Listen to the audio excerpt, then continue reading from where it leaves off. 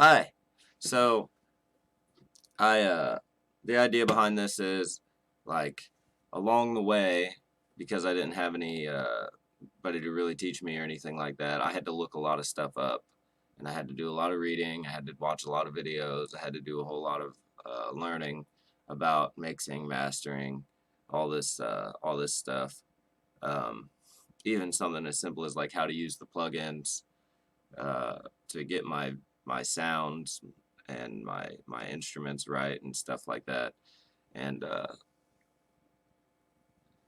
so I thought that I would record it, and I thought that that would be beneficial for people that are just starting out, because that eliminates having to go to a million different places to try to find all the information that's all split up and everything.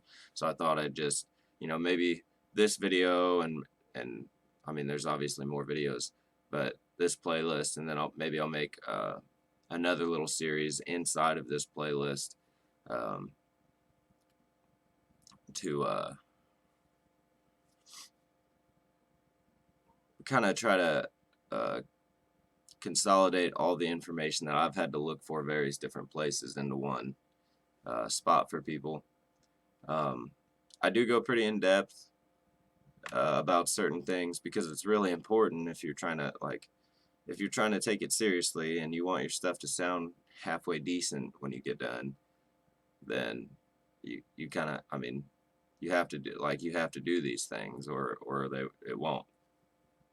So anyway, I hope that the people that want to see it and would benefit from it are able to find it. I know that it might be kind of hard right now. I'm pretty new, but hopefully, and hopefully it'll be helpful and useful to somebody.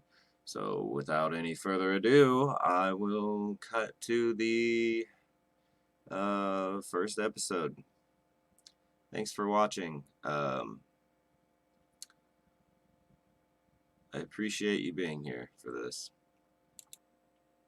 Also, there's one more thing that I would like to mention, and it's that at the very beginning of the first episode, you can't see my plugins that I'm using, and I'm like talking about them. I'm explaining what I'm doing and stuff like that, but you're seeing my mouse just kind of move around in the middle of the screen and not really be appearing to do anything.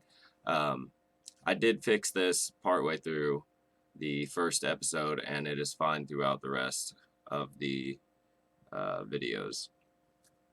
But this was the first time that I'd done this. It was kind of a booger to figure out how to get my audio from my workstation to go into the recording software, and I overlooked that my plugins wouldn't be captured in a screen capture, and I apologize. But so you'll miss out. I use the red light district, and I think I talk a little bit about some other effect or something, but for the most part, the majority of this, it is fixed, and you'll see where I fix it, but it's within the first episode, so it's not like you're gonna miss a whole lot. So just wanted to say that it doesn't stay that way. Like and sub.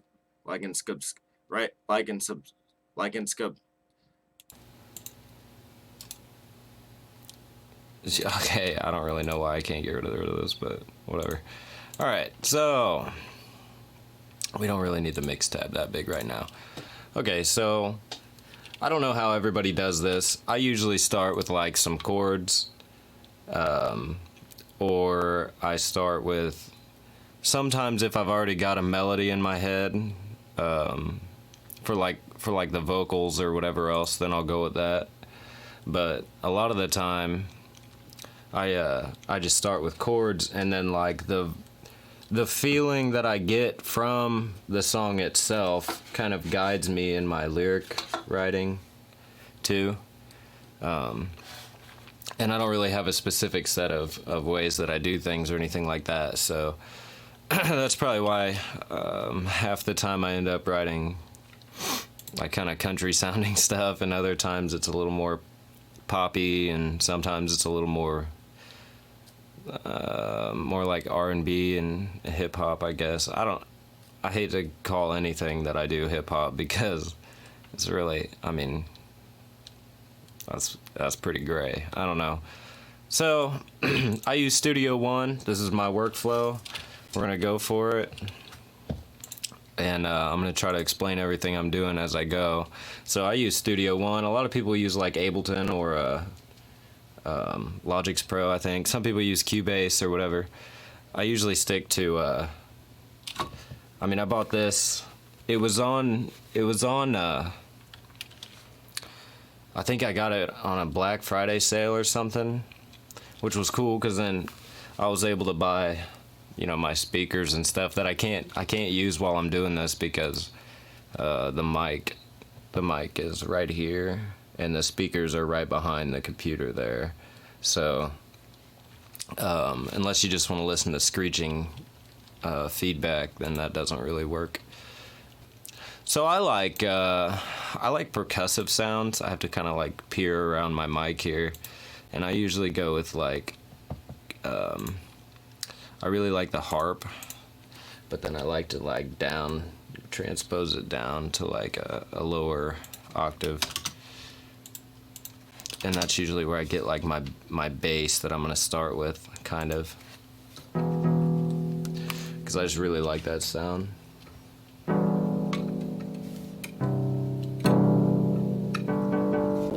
That's a little too much. See, that's a good tone to me. Like, it has a nice texture to it and stuff. I'll change it up, so I'm not just gonna leave it like it is, but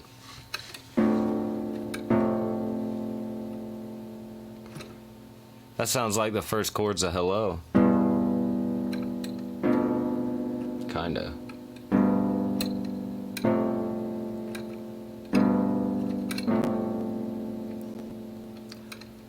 I like it.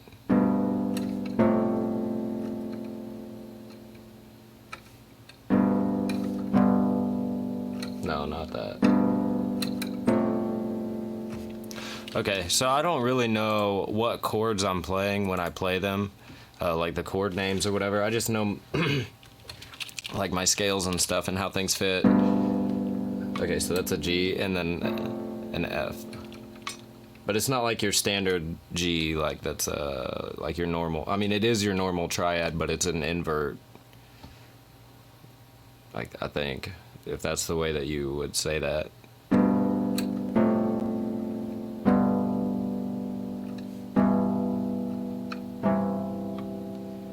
Okay, so that's pretty as a just C. It's just the C major chords, but.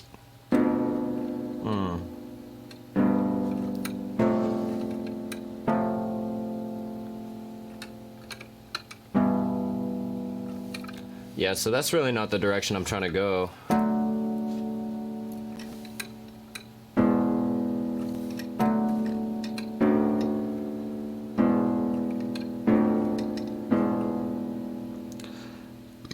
I really wish I could turn my speakers on. I'm actually gonna do that. So I'm gonna turn my mic off when I'm not talking, and we're gonna do it that way because I like that a lot better. So and then, yeah, I don't freaking know. This is such a pain in the butt. But yeah, I think that's what we're gonna do. I'll turn my mic off. I'll mess around a little bit. I'll probably cut that part out while I'm messing around, and see if we can get in a good flow. Okay. So we want like some kind of a soft fade in.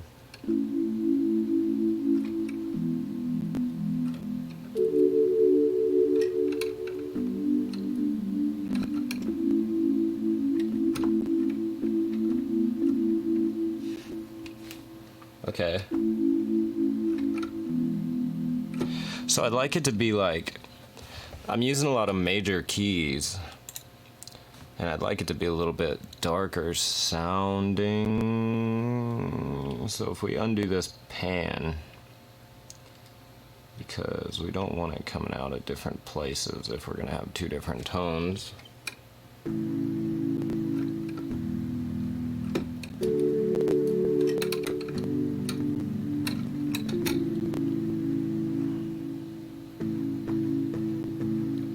So I don't think we want anything like that, because that's going to give it like this poppy flavor, and I don't think we want that.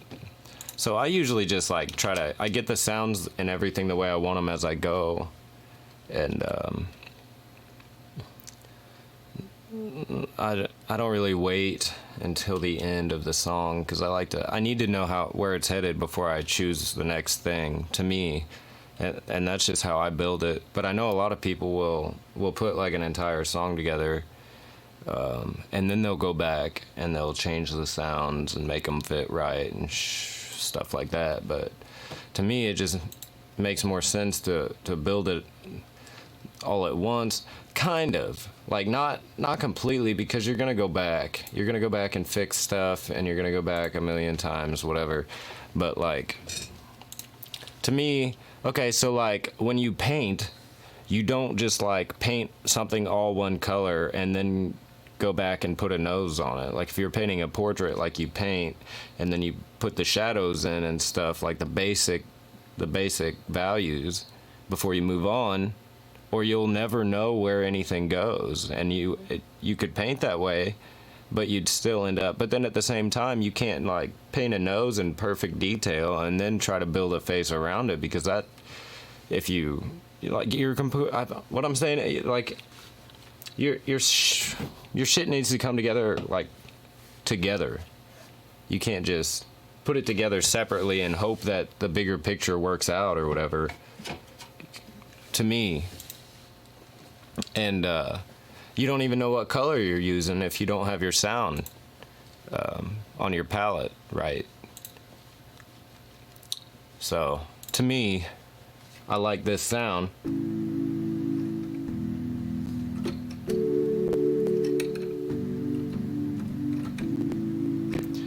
But I don't like it's really happy, and I mean, that's fine, but I kind of like a darker tone. So the way that you would do that, I guess there's a lot of different ways, but man, I don't know. I mean, I guess we could add some like reverb to it down here on the track. And God, we're gonna want to turn that way down.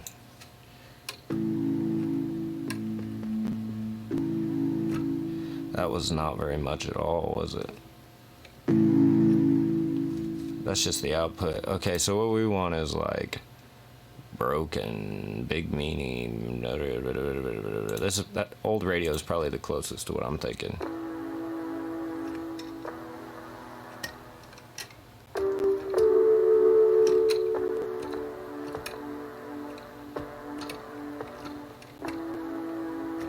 All right, and then another thing, like velocity is nice when you're trying to get like if you're doing a piano ballad or something and you wanted that rising and falling and stuff like that, like you're gonna want that in your song one way or the other.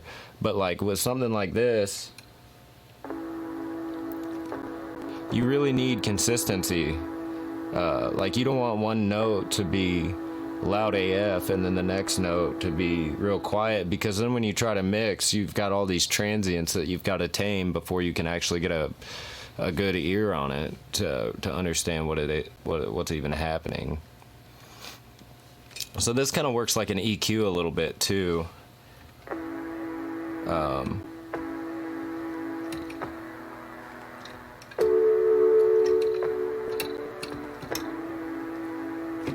And that you've got to get all your sounds need to have their own space in the mix. And what I mean by that is, here I can actually I'll add this in here. So like you can hear, like I think like 20 is what I hear is like the lowest. So 20 is like right here on the, but 20 hertz is like the lowest that the human can hear. So anything below that you really don't need, but you want this line. Oh shit, you can't see my plugins. Okay, here, hold up, I can fix that. Let's just do, instead of a window capture, let's do a screen capture. Display capture. There, we'll do that. Okay, add source. And we want it to be, yep, that's the one. Okay. Alright, so window capturing can go at the bottom, and then I'll bring my little video thing up here in just a minute. Once I find it. Bring that down. Okay, so now you can see. But this line right here represents like the left is your bass, the right is your high end, and you're getting into, when you get over into like the 10K area here, it's starting to be no longer like tone necessarily, but it's almost like accompaniment with a tone. It doesn't really have its own sound, but it piggybacks on other sound and makes it sound better, so to speak. And so like your voice, you've got a vocal range here, like tonally. You're like, depending on the timbre of your voice, which I have a pretty deep voice or whatever. So I guess probably like baritone or something. So mine are probably different than someone that like maybe has a higher voice. Theirs might be a little more like here and here or whatever. So when you're making your mix, especially if you know who you're making your mix for, and you know their voice a little bit, then you know that you need to, that's where you want to leave room in the mix. Like, not notes, but the frequencies that those notes are ringing at the most, if that makes any sense. Because you want it to be kind of like this, which I usually leave my bass kind of on the high end to give it sort of like a muddy hip-hoppy feel, but so it'll be a little bit higher than the actual line that is represented here. But yeah, you can do it like that, and that's really necessary, because it'll be too busy for anyone to tell what the hell's going on in your song. And I'm actually guilty of that, but it's something that it needs to happen if you want someone to listen to your song and the first thing they say not be that it sounds like somebody made it in their bedroom, which I know some people are looking for that feel or whatever, but that's even if you do make it in your bedroom, which is fine, that's what I do, but even if you do, that's not the first bit of feedback you want to hear from somebody. Like, you don't automatically want to hear, oh yeah, the sound is really cool, but it kind of sounds like somebody, it sounds amateur-y or something. Like, you don't want to hear that.